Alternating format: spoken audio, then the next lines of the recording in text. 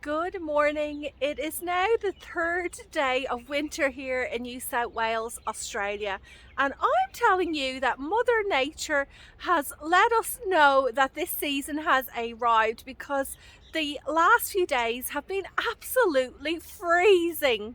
Do you remember last week I was saying to you that I felt so overwhelmed with the amount of work that I need to do out here in the garden, especially after the really wet, warm weather we had during summer and autumn time?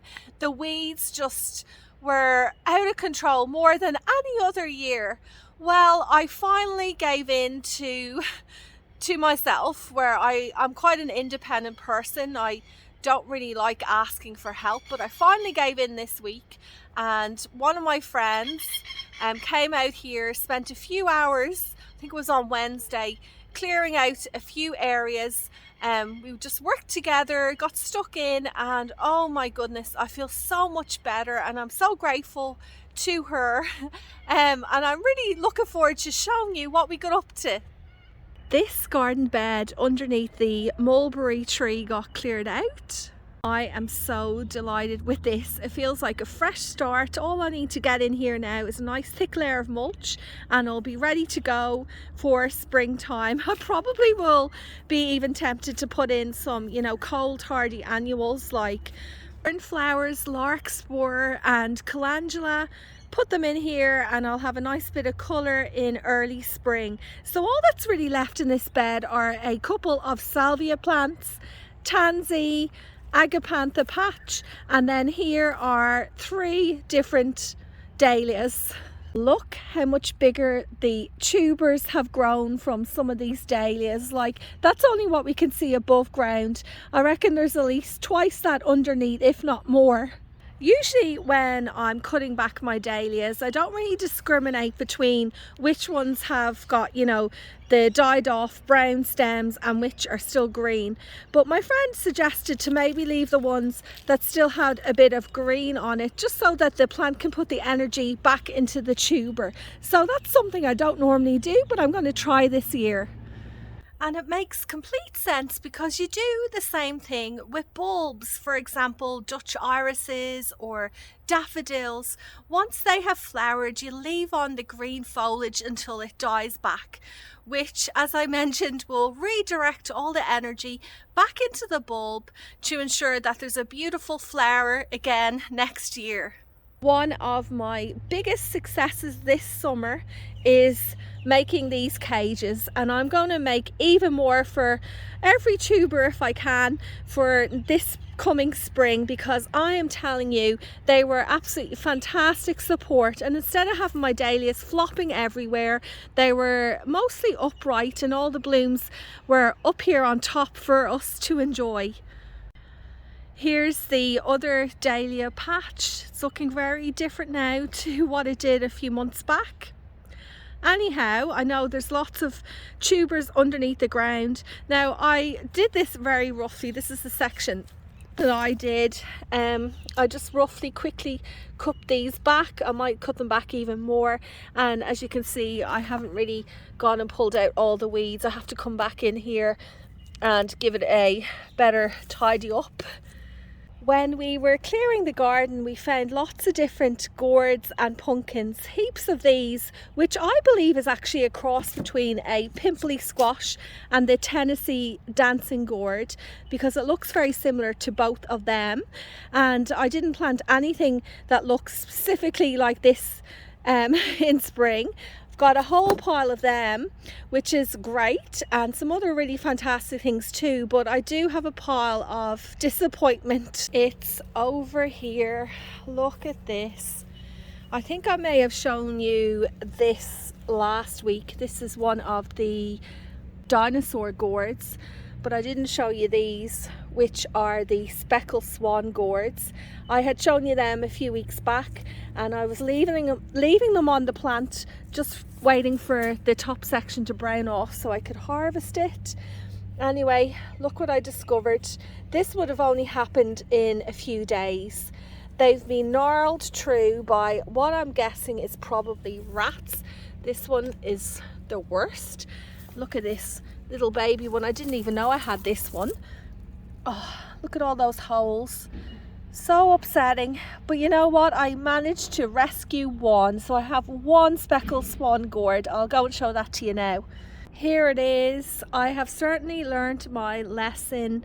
I think next year I'll pick the gourds a lot earlier. I was just trying to do the right thing. Like you can see on this one, I picked it at a good time because the top section had browned, and that's what I was waiting for with the rest of them. Unfortunately, those little rodents got to it before I did. And here are two of the dinosaur gourds. I think this one here looks a little bit like a brachiosaurus with its large body, long neck and head. And this one maybe its little brother or sister, a bit smaller. I think this is the one I showed you last week, and it was the other one I found as a surprise that I didn't know was growing there. I love all the indents on this part of the gourd. It's just makes it a bit more unusual, doesn't it? It's not like one big round smooth surface. It has a bit of character to it.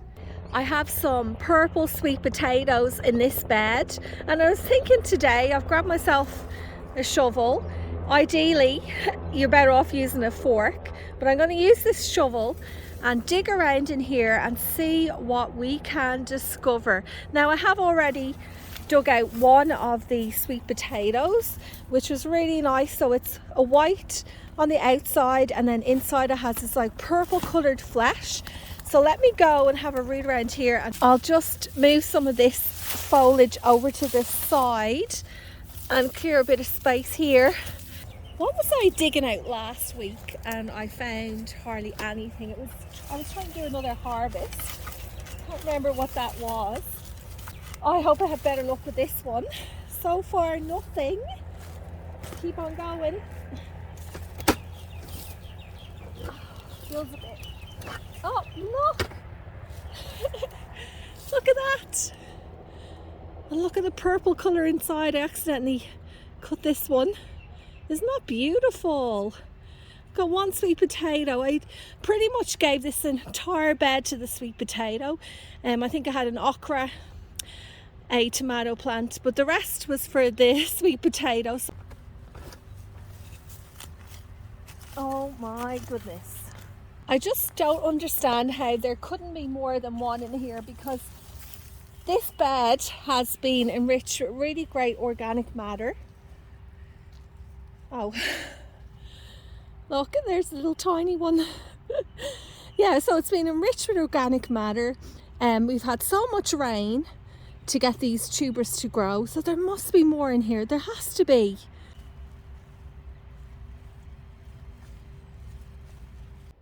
I ended up stopping the search in that garden bed for them because it was just taking up too much time. So I'm hoping over the weekend I'll be able to have a thorough look through that bed, and hopefully I'll find more of these. And speaking of them, I just cut this one open. Oh, you can't really, I don't know if that picks it up, the camera. There's a lovely purple hue on the inside of these. I think that's a little bit better. Actually, it almost looks like it's more pink if we put it up here beside the pink petals of the camellia. Looks more like that, doesn't it? Last year I grew some whopper orange sweet potatoes, and to be honest with you, I really was expecting the same kind of bounty this year with this purple variety, but it's looking most likely that that will not be the case. But you know what? I'm really glad I gave these ones a try. I'm thinking if I was, really trying to grow most or the majority of the food that my family eat, if I was trying to grow that in my garden, I may not give these another chance. I would probably stick to the L Reliable, the orange sweet potato that you can depend on.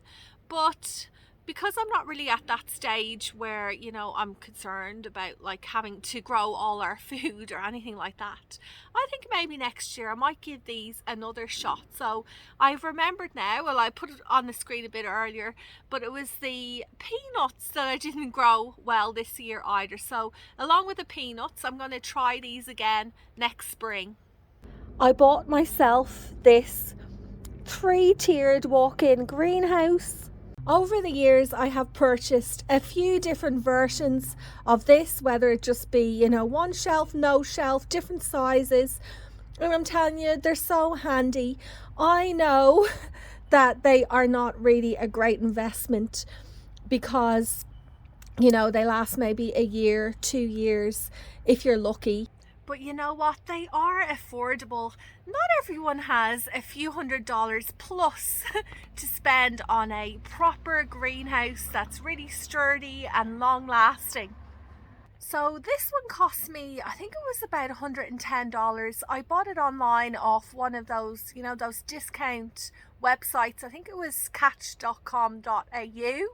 I always, check them occasionally to see if there's any good bargains, especially in the gardening section.